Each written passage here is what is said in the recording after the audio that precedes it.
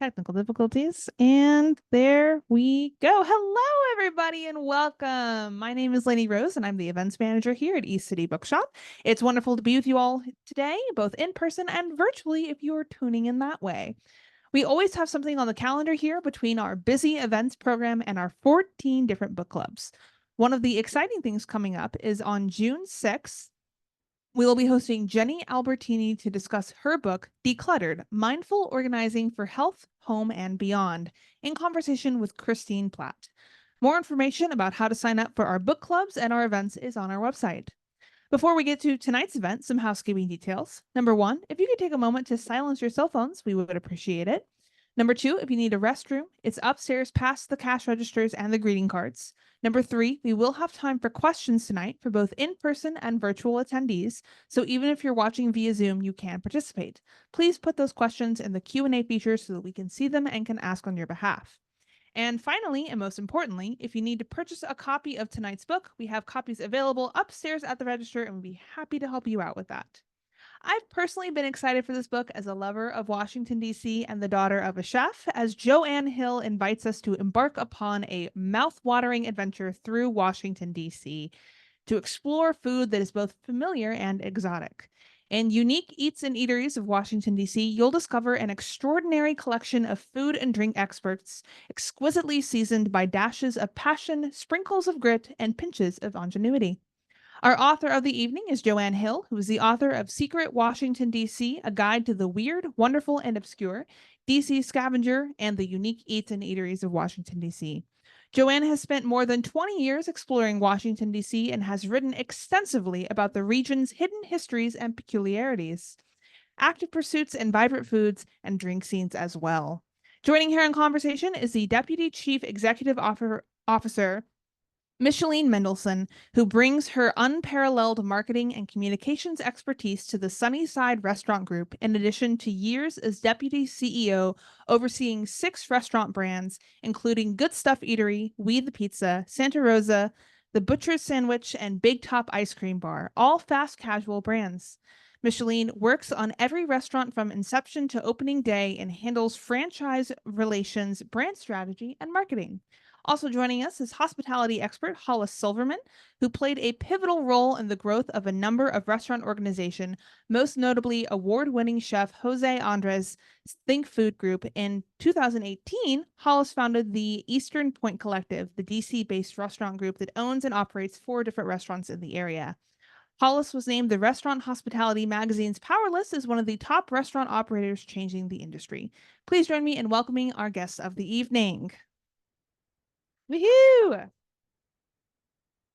And here they come. Another round of applause. Thank you.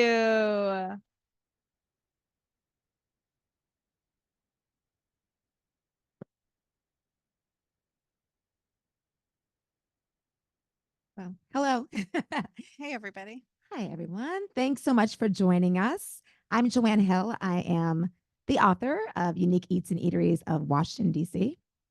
And I'm Micheline Mendelsohn, the owner of Good Stuff Eatery, We the Pizza, in Santa Rosa, Taqueria. Thanks for joining us tonight. I am Hollis Silverman. I'm the owner of the Duck and the Peach, La Colina, The Wells, and Melly Meze and Wine. Not in Capitol Hill, but still delicious. Glad you're all here. We let you open one not on Capitol Hill. Yeah. I'm going to kick off the book talk with asking JoAnn a little bit about her process of this lovely book and how she was able to pick what to include, what not to include, who you interviewed, and give us a little bit kind of about the story of how you came up with the idea of the book. Sure.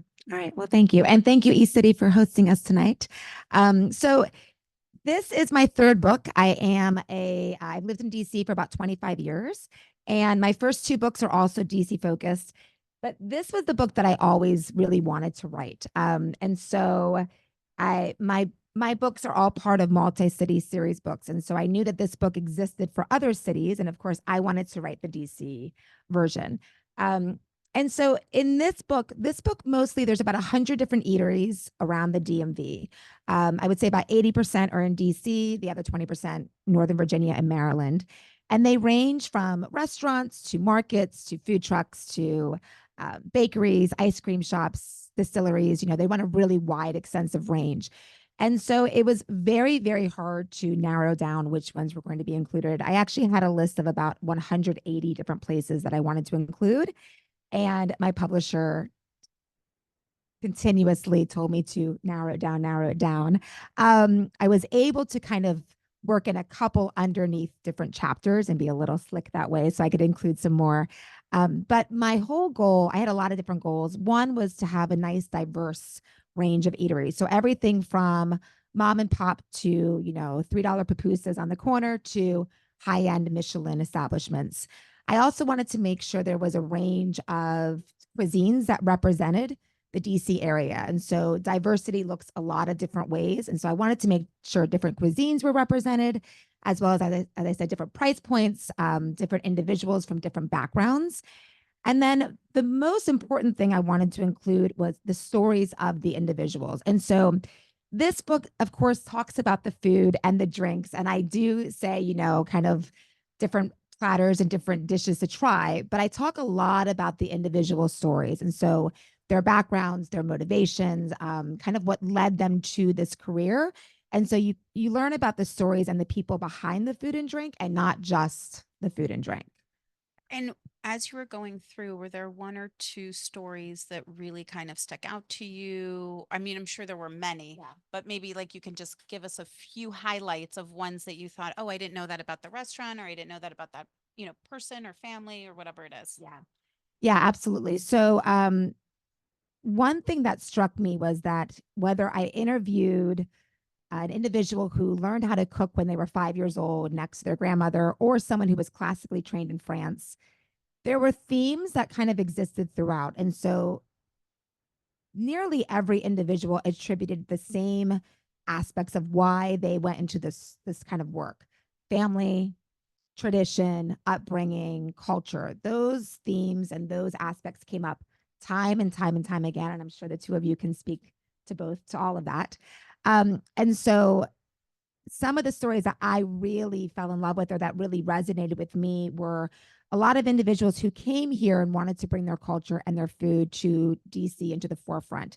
And so if you know Fava Pot, that's an Egyptian eatery. There's one located in DuPont Circle and one in Falls Church. And the owner, Dina Daniels, she came over many years ago and realized there was a void of Egyptian food. She noticed there was a lot of Ethiopian food and other cuisines represented, but her culture was not represented. And so that was something that was very important to her. She really didn't have any formal training, so she decided to open up a food truck, and she worked by herself. She was a one-woman operation and worked for 16, 17, 18-hour days. And she really she struggled, right? So she worked by herself. There were days that she worked in a food truck and it was 4 degrees outside. It was a really, really tough go. And there were times that she wanted to give up, and she thought about just kind of closing up shop, going back to her former career, but then decided to stick with it. And now she owns 2 very successful operations. She was just nominated for a Grammy. And so seeing that kind of, those challenges that were presented, but then also working through those challenges and persevering struck with me for sure. There's another similar story in the sense of coming over, Lapis in Adams Morgan. Shameen Popel, she also did not have any formal training.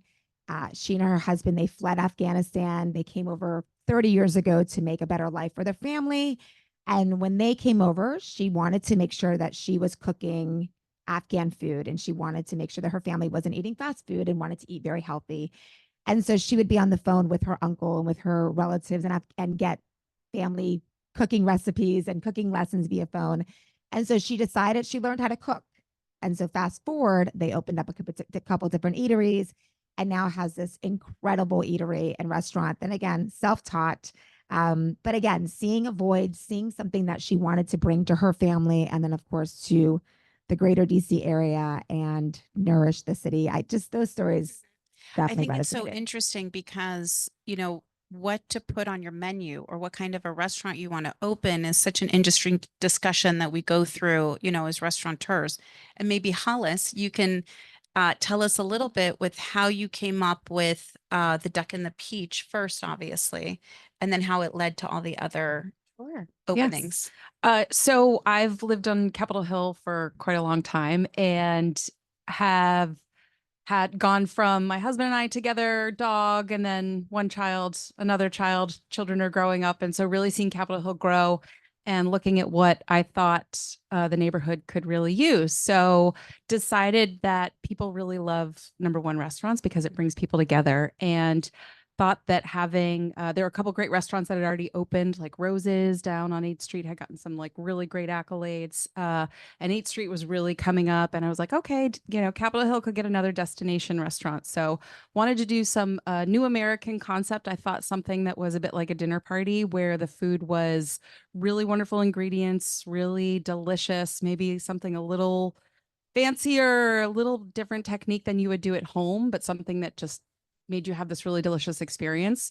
So wanted to put that together, which was the Duck and the Peach, and then actually put all this together before the pandemic. So before the pandemic, the whole idea was actually in the daytime, there would be a morning breakfast cafe where you could have a coffee, just a simple sandwich. And again, something where the neighborhood could come by on their way to school, on their way to work, just get one really good cup of coffee, not a big menu, maybe one delicious cinnamon roll, which we now do have brunch. So But that's tell us exciting. just for a second, Hollis, how Oh. long does it take you to come up with the concept? Like Oh, what you're going God. to do before you rolled it out? It takes a long time. Yeah. Because then you also have to name it. Right. Which is, it's like naming a child. Yeah. So it is not something you take very lightly. Yeah. I would say, I never wanted to open a restaurant, so I never thought it would happen. But then the space came available, and I was like, if someone else opens something there, I'm gonna be really pissed. Right. So, and I have a pretty good idea of what I think the neighborhood needs, and then Needs, wanted right. to do something that was Italian, a little more, just fresh everyday Mhm. pastas. And then we have a little gin speakeasy in the middle because I thought a speakeasy would be super fun. But it takes a really long time. I would say started kind of ideating it in probably 2017, and then didn't really finish sort of, I think, naming and everything till 2019. So Right. it takes about Okay. 2 years, depending And on. then you get so excited because you're getting ready to open. Yeah, Yeah. it's great. And then you get really excited. But I had the idea actually of so La Colina, the Duck and the Peach, and the Wells are all right next to each other. As maybe some know, but it's actually all one kitchen. So I wanted to design something that also really, because some of you may know the restaurant industry is really difficult and very hard margins. So it's really hard to create money and very expensive to have kitchens and ice machines. So it was a big space. So I thought I would utilize some of the space to create efficiencies with bathrooms and refrigeration and things like that. So they were all planned. They just Yeah. had a little bit of a different And then it was rollout. open right at the pandemic. Yeah. Yeah. Yeah. Yeah. Well, in December of, what was it? It was in January of 2020 Right. when we started construction. People thought it was just going to last a little bit. So we was just like kept 2 going. weeks. It was They're 2 like, weeks. hold on, it's just a couple more weeks, Yeah. just a couple more weeks. And then it was December 2020. And I was like, wait, what? Yeah. Chicken for everyone. So yeah. Right. Exactly. Going back to you, JoAnn, tell us a little bit about did you find there was distinction between talking to people on Capitol Hill that owned restaurants versus some other areas in the city? Yeah, that's a great question. Capitol Hill is so community focused, right? And so community centric. And so when I spoke with both of you and I interviewed, Aaron at Pineapple and Pearls and Rose's Luxury and other establishments. Yeah, I mean, community came up in every conversation, right? It was all about the neighborhood, making sure that they served as kind of like a community hub, somewhere where people could gather, where people could celebrate milestones, where people felt comfortable. So community certainly was very, very important. I felt that was similar in other neighborhoods for sure. Communities came up, but I will say it was very prevalent In Capitol Hill. in Capitol Hill. Yeah. Which also leads me to ask, why. I know I used to teach on Capitol Hill. I was a teacher for 17 years. I taught at Brent Elementary. So Capitol Hill has always been somewhere really important to me and that I've always associated with community. And so that was, easy for me to want to kind of come and make sure that I interviewed and included places in Capitol Hill. But, I could ask the same of you of why you Us. chose the Yeah. Hill. I have a little bit of a similar story to Hollis. I was working as on Capitol Hill, actually, in politics, and I lived just off of East Capitol and 3rd Street, and we would always go to the the rows that the restaurants are on 3rd and Pennsylvania Southeast, and that was mainly bars. There was no like anywhere to really get food. And I remember Pulp on the Hill at the time, which was a card shop. The owners had decided to move to Rhode Island, and I knew them. And I thought, oh, this would be a great spot for a restaurant. And my family's been in the restaurant business for years and years and years. And I called my parents up, who were living at the time in Florida, and my younger brother, who was in New York. And I said, this would be such a good spot. They don't have any restaurants here. And after they came and we looked at the space, we kind of just decided, similar to Hollis, like, what does the neighborhood need? That was in 2006. So we were kind of heading towards the recession. So we came up with the idea of doing fast casuals. Also, the fact that we had all been coming from fine dining experiences and didn't really want to replicate that anymore. So for us, it was partly that it was where I lived, right? And I wanted access to something. And then, of course, when we opened Good Stuff Eatery, which was the first restaurant, then the restaurant next door came up and we're like, oh, this is such a great neighborhood and we love everybody here. It's such a great block. What are we going to open? And we're like, oh, people love eating pizza. And so we did pizza. Yeah. And then for a couple of years, we had this, brain freeze that I like to call, where we decided to open a fine dining French bistro for a couple of years. And then we remembered why we don't do that. And we leave that stuff to Hollis. And so we turned that into Santa Rosa Taqueria, which is the Mexican restaurant. So for us, it really was about the community and what we wanted to do, and then also the feedback from the neighbors. Sure. Santa Rosa was really actually, I have to say, we moved it during the pandemic to the corner spot. And I say it all the time, but the reason we moved it was because of a neighbor who kept harassing us to reopen it. And So he harassing in a good way. in a great way, harassing in a great way. He kept emailing us and asking us, does he want to do fundraising? Do we want his friends to come? Does he, could we do pop-ups? I mean, it was so crazy. And he was the sweetest man. And it really reopened because of his love of it. Yeah. So it was a great community story. Yeah. The other interesting part is a lot of the ideas of restaurants comes to food you want to eat. So like you said, kind of people are just like, oh, I don't want my kids eating fast food. I want healthier food. I think that's also something where you really want to bring in either it's farmers that or purveyors. And you're like, you know what? I think we can really bring in some really great ingredients.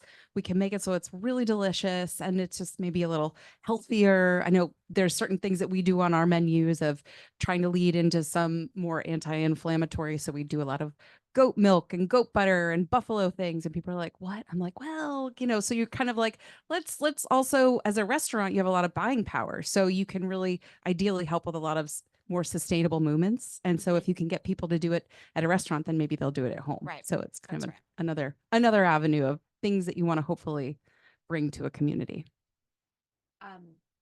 One of the things that when I also was interviewing a lot of different chefs and restaurateurs and so forth, is that the creativity aspect of it, when you were talking about, how do you develop a concept or develop a menu? And that is something that is constantly evolving, constantly changing. But also, how do you stay fresh or stay current, right? And so a lot of, I'm sure that you've seen, and there are places in my book that are, or favorites that are reimagining concepts, right? And kind of, again, staying fresh. And so how do you conquer that? And do you find that you want to reimagine, or do you want to stick with kind of, Yeah. We try and reimagine the restaurants every couple of years. They've all been through different redesigns on the hill. Good Stuff Eatery was our baby. So that was probably the hardest one to redesign because we thought we did everything so perfect the first time. And then probably like 6 months ago, I have to say, we have a farm table on the second floor that kind of looks out onto the restaurant. And my parents who work with me in Spike, we were sitting at the farm table and we all just for a minute just kind of looked out and we were like, what the heck does this restaurant look like right now? And we realized what we had done during the pandemic is we had just decided to start changing things to see if it would help like bring people in. So there was like a poster where there shouldn't be one. There was like different lighting. There was like a mural where it made no sense to have a mural. And we just kind of kept adding to the redesign. So anyways, that restaurant's going through a redesign process right now. But it's just funny because normally I feel like every couple of years, to me, like 5 years, you want to kind of refresh the restaurants, the fast casual restaurants, not necessarily the finer dining. But then the pandemic, just really made it so nuts. And we were just, we have this big sign when you walk in for burger boxes. nobody's buying burger boxes anymore. You know what I mean? Like make it home burger boxes. Like that's not happening. So it was just this funny moment where it took us like a year after the pandemic for us to look at the design and say, okay, we got to come back to the drawing board here. Right. Yeah. And it's hard to stray from the original because that's kind of, you put so much work into the first one to get it right. So that's the process for us.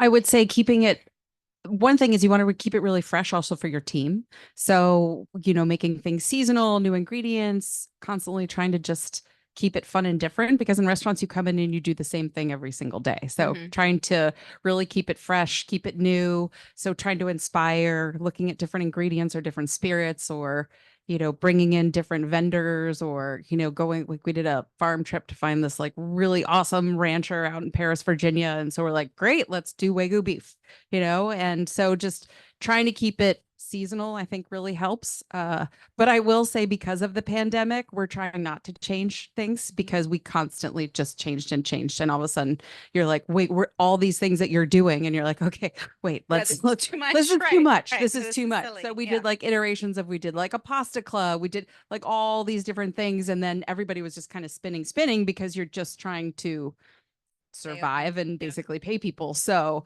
then there's this point of right now we're like, okay, we're not, although we are reopening for lunch, but we're like not doing too much. We're trying to keep Right. it pretty calm and tame, because everybody's just been spinning and spinning. Yeah. Tell us a little bit, JoAnn, about for you, because you also come from a very cultural background, right? And food was very important to you. So how did you get to this part where you're kind of like a foodie and cultural, and you mix it all together? Yeah. So so my family's Sicilian. My parents emigrated here, and my sister and I are first generation.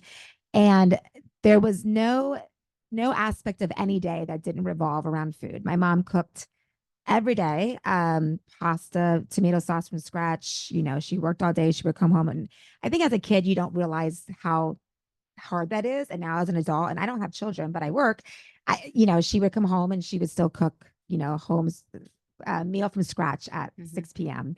And every night was a really, really big meal. It wasn't, it was multi-course. And of course, as the, bratty kid, I just wanted chicken nuggets, because all my friends had chicken nuggets, and all my friends who were quote unquote American had, Chef Boyardee, and I would complain about homemade lasagna and all the things. So, so everything focused around food. It was a very food centric family, very food centric home. My dad had and still has a huge garden.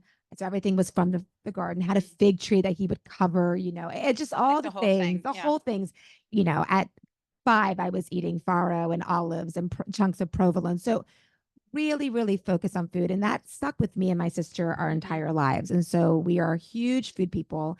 I have always, my husband is also thankfully a food person. And so we're always scoping out restaurants, and we travel quite a bit. And so when we travel, the first thing we look into is taking a food tour, going to a restaurant. And so that has been just part of who I am. I'm a big cook. And so all to say, when I had said I had written 2 books prior to this, which of course I love those books, but I knew that this existed. There was a unique Eats and Eateries of Philadelphia and Atlanta and other cities. And I said, well, I want to write the Washington one. And so when that came to fruition and I was able to write that book, it was just Such an easy, like you knew it. labor of love. And really the hardest part was narrowing it down, as I mentioned earlier.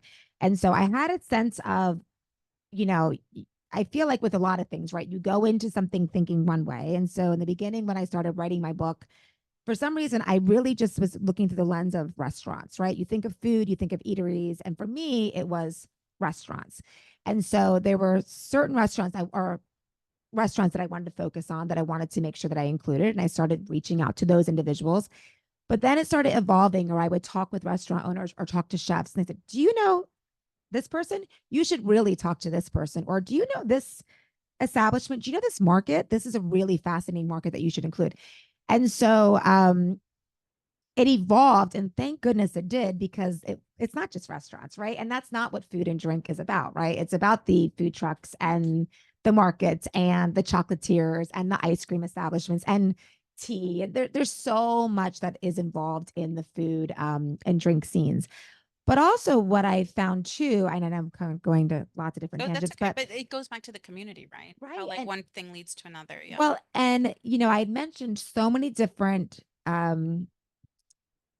bakers and restaurant owners and so forth would talk about the things that led them to where they are today, but also just how community centric that industry is, right? And so um, there were very few individuals who did not recommend another chef or give credit to someone else. It's probably no surprise, and I know, Hollis, you were one of those individuals. There were over 24 individuals who would credit their success to, can you probably guess? Mm. Jose Andres. That came up in almost every conversation. It was and individuals who I didn't even realize would have that connection, right? And how they got either their start or they had their first restaurant gig there, or they were a sous chef, or they were, on the line, or just inspired by him, right? And so, and I know, Hollis, you worked very Yeah, closely. I feel like the restaurant industry is a very small industry. It's it's like, everybody, it's like 6 degrees of Kevin Bacon or whatever it is. But you can usually connect people to lots of different chefs. And you're like, oh, you just kind of start playing the name game. And I think a lot of people have worked with Jose throughout their time in DC. And you can really, it's interesting to see, because then you meet them and it's like, oh, Mike Friedman, I worked with him. He's got All Purpose and he's got Red Hen. Right. And then you just start going down the line and I'm like, oh, and then the other great thing is because you do start to connect people, and then you just start to meet really great people. But then you're also getting to, which I love about the book also, it's like the sourcing, right? So it's, you get to know not only where the great restaurants are, but then you're like, oh, where do they go to find the things, like find the really good things? And that's kind of the fun insider guide, because those are the things like Jose always teaches you. It's like, oh, okay, you go to this market for this, you go to that market for this. And like Fiona up at like Fishwife, you just start to find these really great sources that are not only for restaurants, but also for, you don't have a restaurant, you can go and get them there. So yeah, it's great. That's a really good segue though, also, because I just want to touch a little bit about the community of restaurateurs in DC, right? And so Hollis and I are both members of Regarding Her, which is a group that started during the pandemic for women restaurant owners exclusively when we first started. And it has a chapter in Los Angeles and there's a chapter in DC, and they're opening up several, but it's a very niche group of women that are in the city that own restaurants. And we all kind of came together during that time to figure out, everything that was happening every day, what we were doing. Did somebody need masks? Did somebody need gloves? Like all this stuff. But what's interesting is that it's lived on past that with some real great tools and conversations that we have with each other to kind of keep ourselves going and get ideas from each other.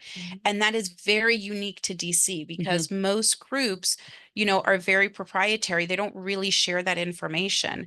And in DC, you've got this group of women that are really happy to share all of their knowledge and their business acumen on monthly calls. The calls are monthly. But I think that also adds to the community aspect of what we do here, and just really enhances everything for the guest experience too. Because a lot of times one woman will do something and she'll be like, oh my God, our customers love this. And I'm like, oh, well, let's try it over here, and so that adds, I think as well. Yeah, it's great. Yeah, when I interviewed Micheline, we met up for coffee. Yeah. And I remember talking about, I really wanted to make sure to include Janine Prime, who owns Kane and St. James, and Trinidadian establishments. And literally Micheline's like, oh, hold on a second. She gets at her phone. Let me text her. Yeah. Here we go. When do you want to talk with her? I'm like, what? She's like, when? I'm like, I'm going to go to the restaurant tomorrow night. Okay, great. It's great. Janine's such a great story though. And if you haven't gone to her restaurants, you really have to, because Hollis and I kind of grew up or were groomed in restaurants. And so when we got into it, we really kind of knew what we were doing. Janine had no clue. She didn't come from restaurants. And what she has done is nothing short of a miracle. I mean, those restaurants on H Street's fantastic. The St. James is phenomenal cuisine. And she just kind of grinds it and does it. And she's not a chef, so she's not in the kitchen, which is sometimes even harder because you don't have any control of the food. And so she's just a perfect example of somebody that really is great. I mean, she's in the group as well, and so she gets a lot of knowledge from us, but those restaurants are something special for sure. Yeah, for sure. And I think her cuisine, both St. James and Kane. And if you know, Kane is on H Street, and that's a very small establishment. I think there are 33 seats. It's a very narrow establishment. It's a very no frills establishment, right? But the food is always just incredible. And that restaurant did so well that now she has her second establishment, St. James it's on 14th. And that's a much, kind of grander space. It's still not, it's not a pretentious space by any means, but it's a little bit more, very beautiful colors and murals and so forth.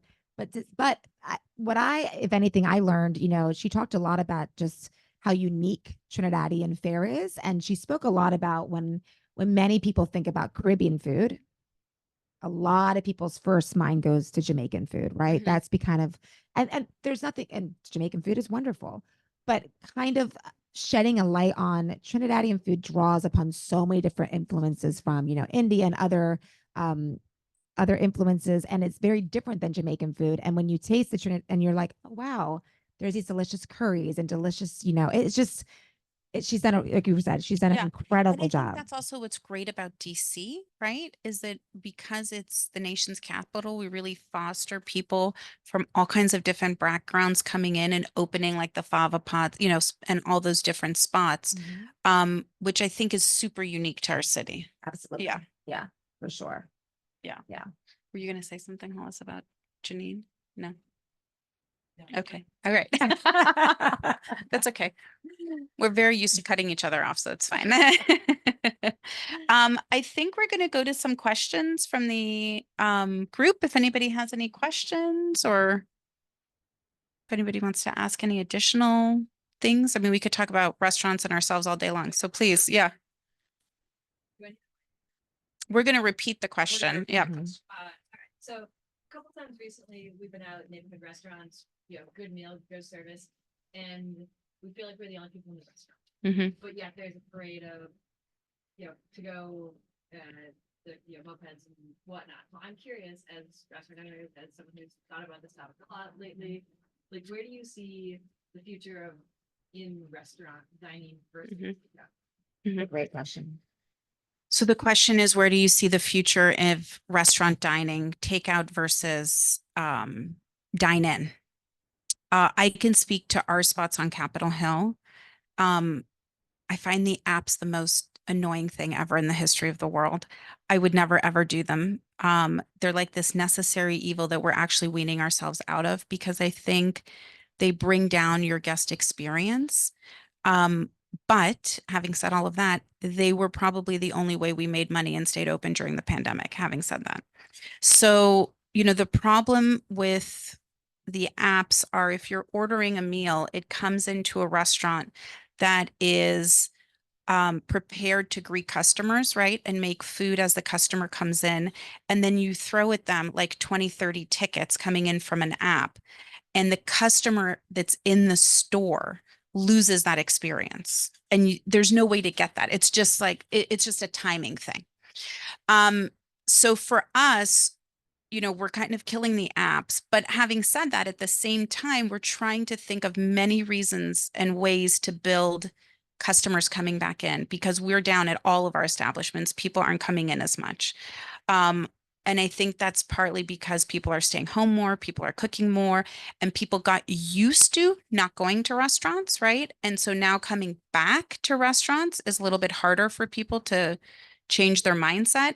And then the other thing is, it's more expensive, because everything is more expensive, right? So, employee fees go up, paper goods go up, the cost of getting the meat goes up. And so the burger that you'd get for $7.95 all of a sudden is like $11.25, which we equally think is ridiculous. So it's like a ridiculousness all around.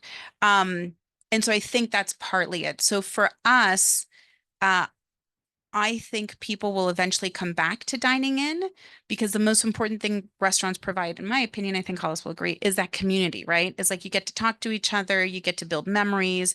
We had a lot of people coming in for funny things, like engagement parties at Good Stuff Eatery, or wedding rehearsal, nights at We the Pizza. And I think people are going to go back to that. I just think it's going to take a little bit longer than we all expected.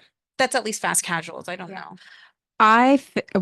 It's really hard to tell based on where we are, to be honest. We always wanted to do takeout. So because from a business side of things, it's just additional revenue, and you can create it.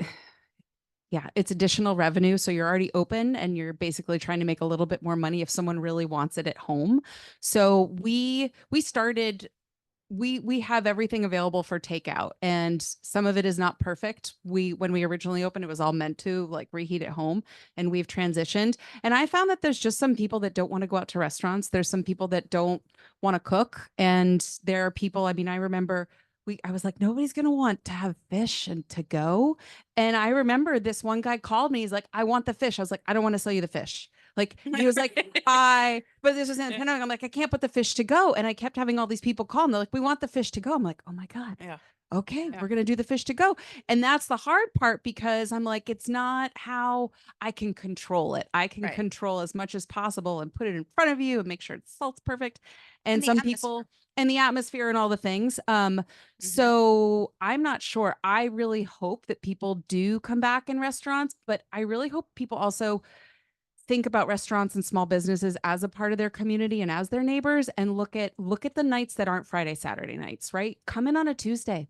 Maybe like figure out how to come in a little earlier or a little later, because 7 o'clock on a Friday, Saturday, everybody wants to go. And that's where I'm like, hey, maybe some of the locals will do takeout. Like, Right. I love it. Right. Actually, on Valentine's Day, we do a crazy amount of takeout business at La Colina. And I'm like, awesome. You know, I mean, it's like, I'm not sure where it's going to go. It really comes down to what people are doing, but it's really hard to see what people are doing because not everybody's back at work and people are working different times. So it's really hard to tell, but I hope that people support the smaller restaurants and look at coming in, because it is really bringing people together. And I think people are really missing that face-to-face interaction. I know the people that work in restaurants, that's why they work in restaurants. They are energized by creating experiences, and they love being around people. And so it's hard if there's not many people around. That's a little quieter. I think also with what Hollis is saying is like, when you're building a restaurant, the menu is just one small part of it. You know, everybody thinks that's the main part, but it's not. It's what do you experience the moment you come in, right? What does the floor look like? What does the ceiling look like? What are the colors that we've chosen? How are we presenting the food? How are the tables set? You know, because in our vision, we have this idea that when you walk into a restaurant, you really get transported to the vision that we're trying to create in our heads for you. What do you smell? Like, all those like things. everything. Yeah. And so the thing What's the hand soap? right. Like, what's going on in the bathrooms? Yeah. So for us, the takeout thing like is a little bit difficult, right? Because we did the same thing, by the way, because people were ordering at one point burgers to go, which was like insane. Because the bun gets soggy, it doesn't taste as good, and then it's like all this stuff, but people were ordering it. And so then we came up with, okay, let's deconstruct the burger. So you got a bun, and then you got your lettuce tomato on the side, and then you got just the meat patty. And then I thought, okay, so somebody's getting home and now they're having to put this burger together. It was like ridiculous, right? But it's the experience that we're selling as much as the food, right? And how we want to make you feel when you come into the restaurant. So hopefully more dine-in. That was a really long answer that to was the a great- question. Well, I had a couple things. So I did a book event recently at Louse in Town. If you know Louse in Town and Noma, they're featured in my book. And it was a Saturday evening from like 4 to 7 or so forth.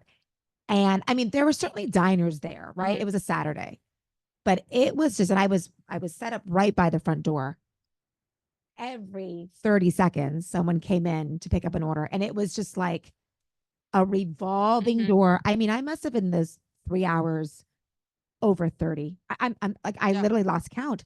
And it was just like, wow, like, and we all order food, but I'm like, I love the experience. I love going to a restaurant. I love the ambiance, and all of that plays into my experience as a diner. And that just floored me. I have not seen that in a long time. And then I'm also thinking about, if you know Buffalo and Bergen on the Hill. So Gina, she's amazing. Yeah. And so when I interviewed her, she spoke so much about creating a space that was community focused. She said, I want to be the space where people come and they celebrate a birthday or a graduation. And I want to be part of a memory that a family is going to remember for years about different milestones in their life.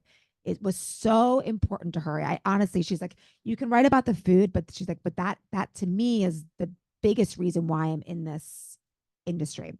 But she also, if you know about the Buffalo and Bergen at, both locations, but think about Union Market, like, the soda fountain kind of counter. She designed that based on her mom. Her mom had this place that she went to in New York, in Brooklyn. And it was this like local place that she loved so much. And she basically realized that it wasn't so much even the food that her mother loved as a kid. It was the memories that she had going with her family. And so that was kind of her love letter to her mom in creating this space. And so I think if you think about if you're doing the takeout, which again is an important part of the aspect, but you are missing kind of that experience that I think she and you are working so hard to create for your guests, right? Mm-hmm.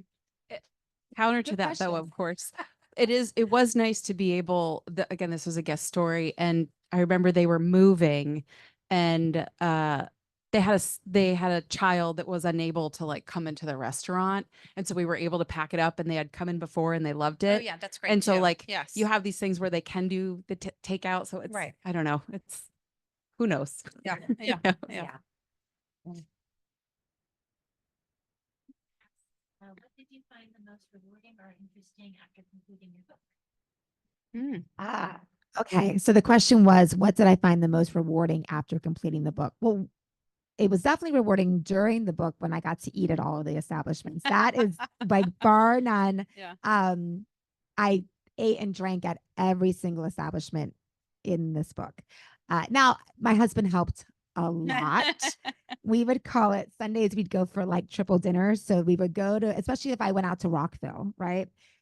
We would start at one place and have an appetizer and then go to another place and have, an entree, and then we go somewhere to have dessert. So so the eating and the drinking was very rewarding, but in all seriousness, I mean, really the stories and the individuals I met and learning about the stories. And there's so many establishments that I've been eating at for years that I never knew the stories behind it, right? You go and so often you order your favorite dish and so forth.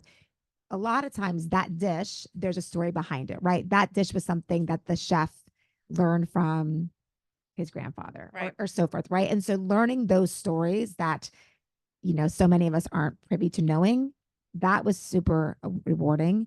I met so many incredible individuals. I think, people in the restaurant business work nonstop, right? They're working 16, 18-hour days. It's a hard job. And I think like learning their stories and how, even though through all the challenges and how they continue to go every day and work in this atmosphere, and it's rewarding, but it's also really hard. Getting that perspective, I thought was also very, very, very valuable. And like I said, I'm meeting these individuals who I never would have met. Everyone was so gracious with their time and so kind and generous. I had people who are like, come in the morning, you can stay at the bakery all morning. I'll show you how we make bread. Like at Selu, I just like hung out for 3 hours and watched them make bread and use their mill and so forth. And so those were experiences that I will always really cherish for sure. Yeah. Anybody else have any questions from the crowd? So, did you have anything that changed while you were writing the book? I'm thinking of like the maybe stables in the book, Swiss place about experience and everything, and now it's a steak place. It's all changed with that. Mm-hmm. And then kind of bridging off of that, you talk about where you closed Bernays and then go to Santa Rosa. So what is the trigger point to make that decision? Hollis, in your case, you just started doing happy hours at your places, and what makes those decisions? Money. Yeah, money. What- It is so money. The and question time. was what caused, what is it? What caused you to switch midstream concepts? Change on you. Yeah. Why don't you take that one first, and then Hollis and I can complain about money and time. Yeah. I mean, so out of my 3 books, my other 2 books are DC guidebooks. This by far is it's the riskiest book in the sense that the restaurant, the food industry just changes constantly, right? So the reimagining concepts are wonderful, but then they don't match what's in here. And I eventually, I was nonstop. The last, when you go through a book, this book took about a year to write. And there's so many drafts and you're sending things to your publisher and you're writing and you're researching. But I was obsessed. Like every couple of weeks I would go and make sure that, is this establishment still open? Does it still exist? And literally a week, you usually have an idea, your publisher, after you're going through so many edits, your publisher will send you an email and say, you're going to press next Tuesday, or they'll give you a date. Like any changes you have need to be made in 36 hours. And you're just like frantic and running around. And my husband's like, you don't have control. But I go to Union Market and I'm about to go to, do you remember Little Wild Farms by any chance? Yes. So I go to get a salad and it's just, there's nothing there. And I'm like, what? And so there's also not, there was their main farm right around the corner from our house. So I ride my bike over and that's closed. And I'm like, so I go on their Instagram, I go on their Facebook, I'm sending clothes. So now, being my third book, I was more prepared. My first book, not as much. I had backups. So I had written a couple extra entries that I wanted to include. I couldn't because of space. And I said, okay. So I put in kind of a backup, which I won't share who a backup is. And I was able to swap it out. And so I was able to make they were not backups. I would say the safe, somewhere that maybe has been around for a very, very, very long time. And you're like a safer bet. Safer bet. So I was able to make a change, but eventually once it goes to press, it goes to press and there's nothing you can do about it. So yes, I saw one of my establishments, which is awesome, on Instagram. We've reimagined our entire concept and it's like, okay, it's no longer relevant in the book, right? And that happened too. And so I think you control whatever you can control, at least for me as a writer. But I've also had to kind of let go, and there's going to be changes. And if anything, even if something is closed or reimagined, if I told the individual story, there's still value in that. But yeah, it's tough. It's hard. So for us, Spike, my younger brother, had been trained in France and had worked at all these fine dining restaurants in New York. And so when we told him that we were going to open the burger spot, he came to join us, but his passion was really fine dining. And after we opened Good Stuff and then We the Pizza, he's like, I don't want to be known as the burger and pizza chef. I want, French food. I want to do French. So I said, okay. So we opened Bernays, which was the cutest little small French bistro. Everything was delicious and amazing. And I loved that restaurant. Like I've probably cried the most closing that restaurant out of all the restaurants I've closed. But having said that, Bernays took 80% of my time and made half of the money all the other restaurants did. And it was constantly draining. I don't know how Hollis does it. She's incredible, but I had hit my limit. I was pregnant with my third child and I was like, there's no way this is happening. The waiters, the bartenders, and when you own an establishment that's finer dining, if somebody leaves or doesn't show up, it is impossible to recoup because somebody hasn't been trained properly. It takes weeks to figure out the menu and, all these questions. So after 3 years, we were kind of at that point where we either had to go all in or switch it. And so we lost a lot of money switching it, but then we switched it to Santa Rosa, which of course now is great and everybody loves. So, I still get customers though that talk about the mussels or the soups or this and that. And that restaurant was just such a jewel. And had it been my only restaurant, maybe I would have kept it open, but we were expanding, we were opening others. And like Hollis said, it was just the time and money. It just didn't make any sense. Yeah. So we're opening in the pandemic. Our bar business has not been where it should be, because when we opened, you weren't allowed to sit at bars. You weren't allowed to sit outside. So I feel that we've been really trying to just get the word out there that we have a full bar. We have this amazing team, and DC loves a happy hour. So you also have to look at, and DC loves brunch.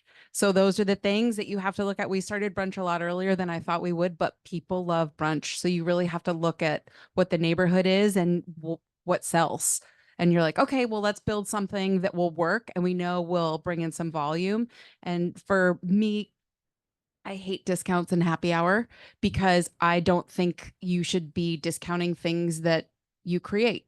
So for us, we create something different, right? So we're like, all right, let's keep this price in mind. Let's create something unique that you can't get at another time. So we're now doing happy hours because that's the only way that I would do a happy hour, because it's important. You're putting someone's if it's a cocktail or a martini or a daiquiri, that's someone's craft. With these people, we have these amazing, talented team that studies, learns. I mean, they read books about spirits and cocktails and understand so many things if you get into a conversation with them that I want to make sure we're doing it that will bring people in so we can still keep people employed and happy and excited, but really looking at where your opportunities are because you have to make the money. And again, 7 o'clock is always busy, right? When you go in. So it's thinking about, okay, how can I support these businesses on those other hours? Because that's why promotions and certain things come up, because you're like, okay, we've got to figure out how to get people in the door and figuring out what, DC loves brunch. DC loves a good early drink. So those are the things that we try to accommodate and appeal and create something that people will remember and then hopefully tell all their friends about. Yeah. Yes. I suppose if you're going to have a unique restaurant, it's probably going to be a new restaurant, not an old restaurant. So do we have places for new restaurants, or are we already saturated with restaurants? So that's a great question. So in terms of my book, I do have both newer establishments and I have some iconic establishments too, like Martin's Tavern and Ben's Chili Bowl and Eateries, which is an Italian market in Noma that's been around since 1926. So I wanted to, because to me, unique can like mean a lot of different things, right? Unique can be, maybe it can be something like food from West Africa that maybe isn't as familiar to most people, right? But it can also be the story behind it, but it can also be the history behind it, right? Like Martin's Tavern, there's a reason it's been around for nearly a century, because the history, like the presidents, who have sat and dined there, is very unique, especially in a city like DC. And so unique to me meant a lot of different things. But you asked something else. You asked, say, what was it? Are we saturated? They would definitely be probably better answered, but I don't think so. I think there's room for. Yeah, I don't think we're saturated. I don't think we're saturated. I think there's room for a lot. But having said that, when we opened We the Pizza, we were one of 2 pizza places in the neighborhood, and now there's like 11. And so that, in addition to the earlier question, right, that really kind of is hard to see because it's great that everybody can come and everybody can do their own version of a pizza and everybody's is different and everybody's delicious. But, the uniqueness, right, that you're talking about us being kind of a little bit the only game in town, has died down. So in that way, we're a little bit diluted. I think you have to make sure there's certain things that are your differentiator. So if you're going to have another pizza place, like, is it not going to be New York style? So I think, again, hopefully you don't, as a business owner, you want to make sure you're creating something that will bring people through the door and not just creating something because you think it's the best thing, which I think sometimes egos can sometimes Overtake. Yep. Yeah. And if I can just add a little bit too, and you had in the beginning, it was kind of like, how did you narrow down? How did you choose what establishments to include? I took that in consideration too. So I wanted to make sure that I didn't, if there are 100, let's say, establishments in here, 10% can't be pizza, right? And so even though there were numerous pizza establishments or numerous French or numerous, think about cuisines that are very kind of popular, I had to be really selective because I wanted to make sure that there was a huge diverse, and so that was hard to choose too. There were places that I wanted to include and said, well, I already have 2 of this cuisine, but I don't have any of this cuisine. I want to make sure that so that was tough to choose as well. Yeah. Yeah. Do you have a question? Yeah. Somebody kind of relatively new to DC and I'd say maybe an aspiring foodie, it can be kind of overwhelming, like the number of great restaurants. Sort of figure out where to go. So I guess aside from eating my way through JoAnn's book, like what might you recommend as far as like finding some of those great spots? Yeah. Yeah. I mean, there's so many good ones. For me, I think the neat thing is trying to the uniqueness, right, of some of the restaurants. So I'll just name a couple that I really love. Anju, that's doing Korean food, is fantastic. Maidan, that does like Lebanese food. She does it really well in the city. Pasquale, which just opened. Yes, on That's Capitol delicious. Hill. Yeah. Delicious. Yeah. And then there's a few by Navy Yard. Shilling Canning Company does like new American food really, really well. Albi also does Lebanese Delicious. food really well. Chloe, So I think it's great. I think maybe like kind of just start with a list of different types of food that you'd love to, that you kind of want to go, and then run that way. And then also neighborhoods too is kind Sit of at the fun. bar. Sit Sit at at the bar. Hollis's bar and she'll give you tips. No, I Bring think- people to Hollis's bar and she'll tell you where to go eat. I think there's so many places.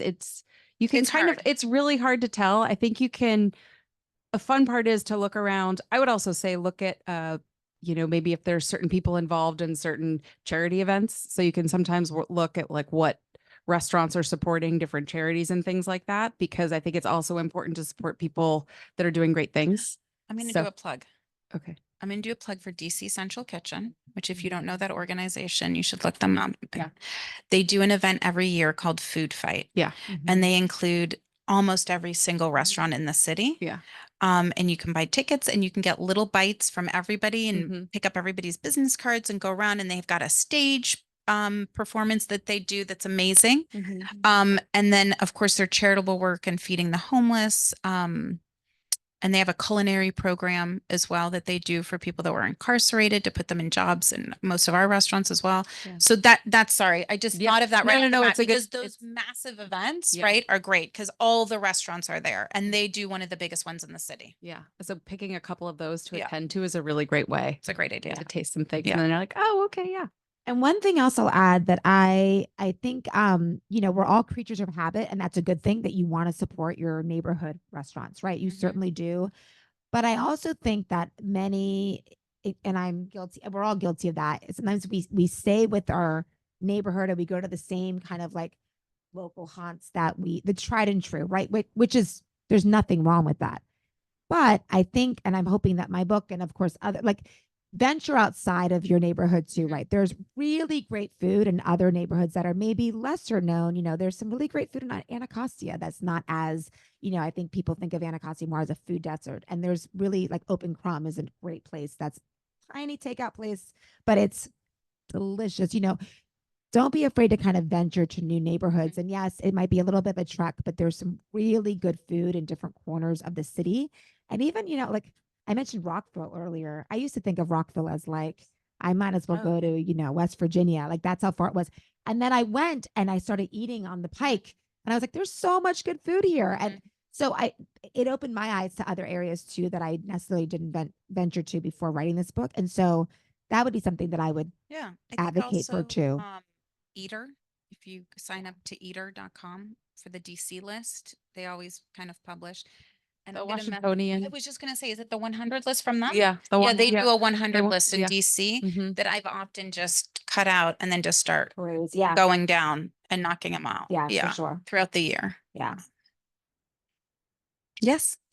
I was gonna ask you if there was something that you begrudgingly ordered but ended up loving. Oh, And I guess great kind of like question. you're just saying before having Yeah. Okay, so this was not begrudging, but this was something that I did not expect to like. So I will say I was a pescatarian for years, for like 15 years. When I first started writing this book, I did not eat meat. And so that's why a lot of the reasons, like I would bring my husband and we would go to like 250 barbecue and I would eat all the sides, which are delicious. And then I would like, you need to order the brisket and tell me exactly what it tastes like. And he would just like, just have a bite. I'm like, I can't. And then this past fall, we went to Italy and I was like, I just want some prosciutto. And I just ate prosciutto. And then It's all That's it. ruined Now I literally my husband's home right now cooking steaks right now as I speak. Okay. So there is a place, do you know Musubi spam? Okay. I was not familiar with this because of course I never ate spam before, but basically Musubi is this like delicious Hawaiian snack that is spam, but it's like, usually cooked with like delicious rice and seaweed and nori, and then these great toppings and sauces. And I was very nervous to eat that because of when you don't eat meat for 17 years and then you eat spam. It's like That's it's a lot. a big, Yeah. it's a that's lot. It's a yeah. lot. But I wanted to include it in my book, and the woman Vivian Bang is amazing. And I was like, all right, I'm gonna eat it. And I was like, I like literally was like, okay, and then I took a bite and I'm like, this is incredible. And it was delicious. And now I'm a spam lover. And so that was probably my biggest surprise. And I Yeah. can never go back. And now I'm just gonna eat spam. Yeah. Yeah. Who knew? Yeah. Okay, great. I was born in Hawaii. Oh, So you- so oh, a perfect answer to that. So you've known question the then. joy and magic of spam for many, many, many years. Okay, well, never too late, I guess, to learn. Well, I'm I lucky think this you, by was the way. Great. It was amazing. I think this was amazing. Thank you so much Yeah. for Thank you so JoAnn much. for Thank you for including all of coming. us and highlighting all the small businesses Yes. in DC. And thank you We for thank joining you. me and letting me highlight you. And It's an JoAnn's honor. available after if anybody wants to get a book signed. Yes, And if anybody wants absolutely. to talk to Hollis and I, we can hang out as well. Yeah. Thank you all for being here this evening. We have copies available upstairs for you to purchase if you wouldn't mind taking your chair and setting it to the side so the staff member can collect it. We'd appreciate it. Just give us like 5 minutes to reset the space and we'll be good. Thank you. Thank you.